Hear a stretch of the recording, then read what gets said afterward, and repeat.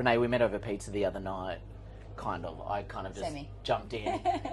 When you were just walking into the restaurant, I was walking out. You have quite the profile. Even I know who you are.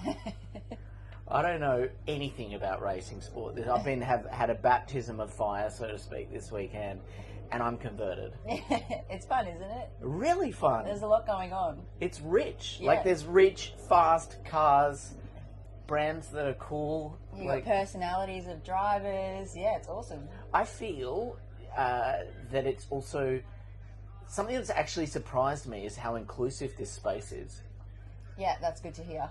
I feel very safe and included, and it feels like a very open, lovely place to be. Yeah, these paddocks that we're in with the SRO SpeedSeries is probably the best you could get in motorsport, from my opinion, because I often feel like you when I go to places, and you can just tell, being a female, if you belong there, and you can just sense it sometimes. It's obviously like you've sensed it yourself, and it is a nice, refreshing environment to be in, because unfortunately it's not always like this. Yeah, I feel, is this the case in all of the motorsport world? Because I haven't had much of that. It's changing. I will say that it's changing, and it is getting a lot more inclusive for everybody, friends, families, females, women, but it hasn't always been like that. Even in the beginning days when I was in go-karting, it was very father-son only.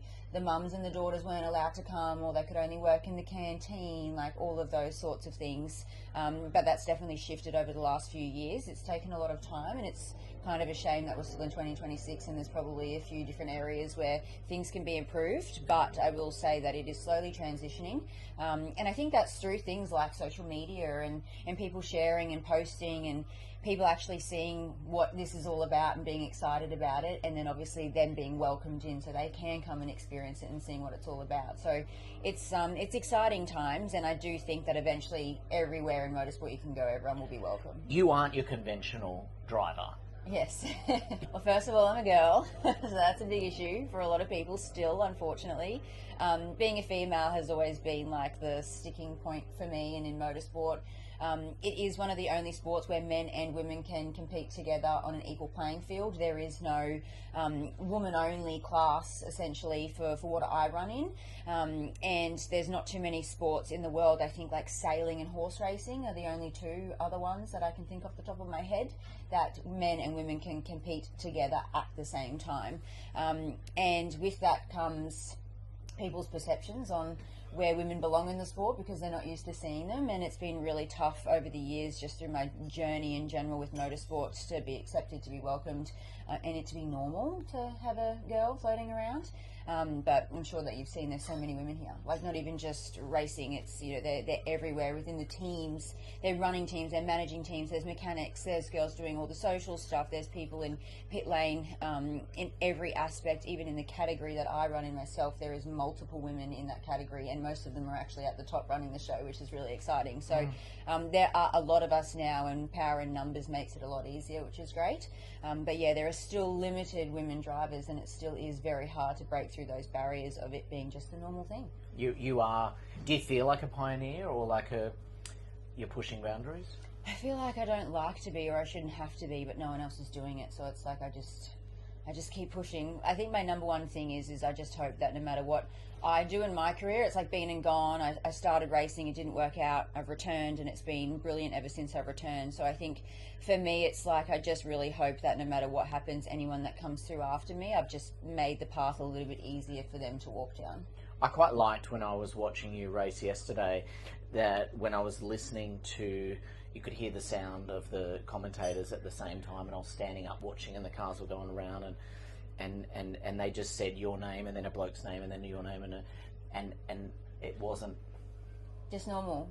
That's all I ever want. That's all I always say, is I just want equal treatment. I don't expect to have any more or any less than anybody else.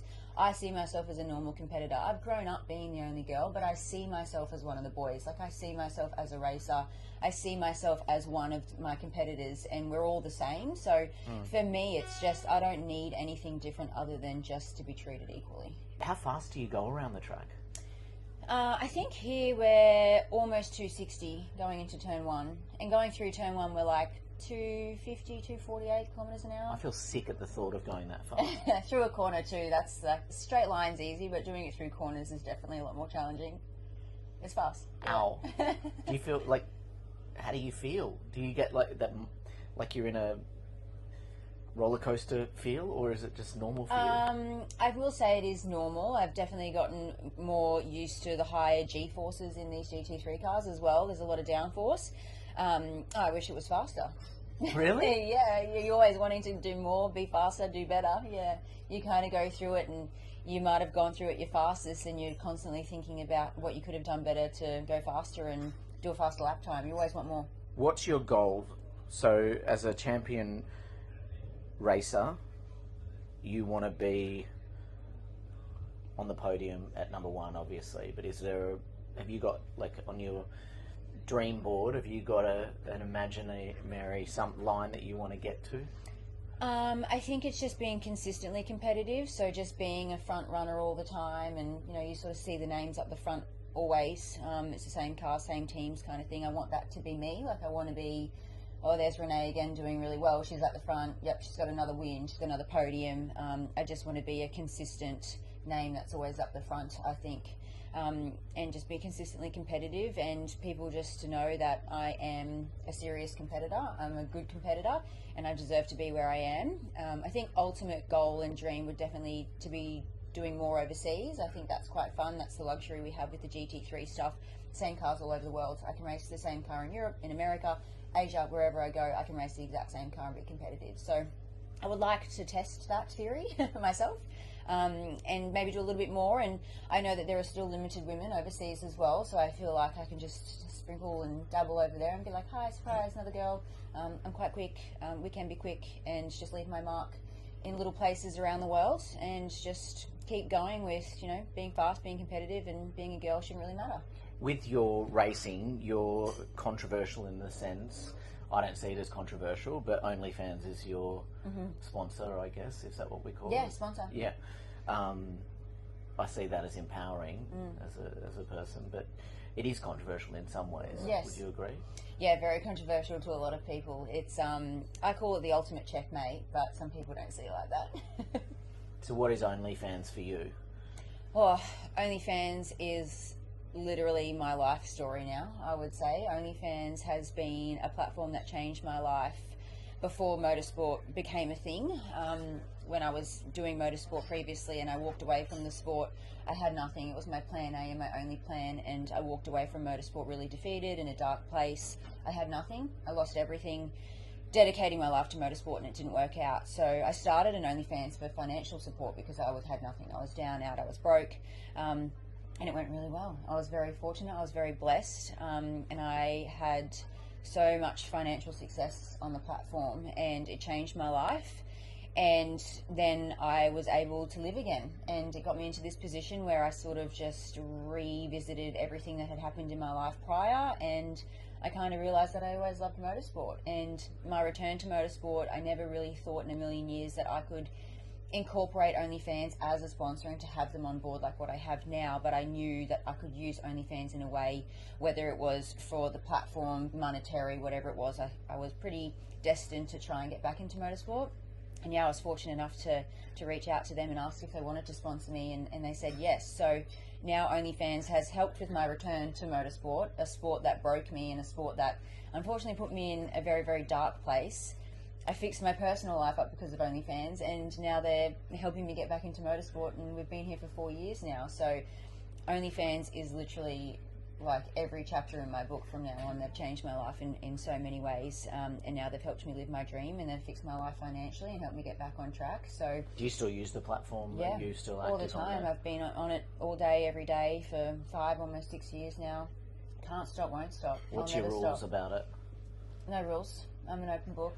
I do everything, show everything. I love it. I'm grateful for the platform. I have fans and followers who've been on there from day one. It's allowed me to talk, to communicate, to develop relationships, friendships with people. I have fans that come out to these weekends. I see them every year. 5 years, 4 years in a row, they've come out, they've seen me, and I've talked to them every day.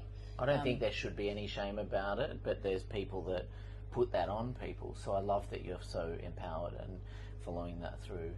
with no shame. communities. Yeah. You shouldn't. You shouldn't. I have no shame, but not because of anything other than like, why does it matter?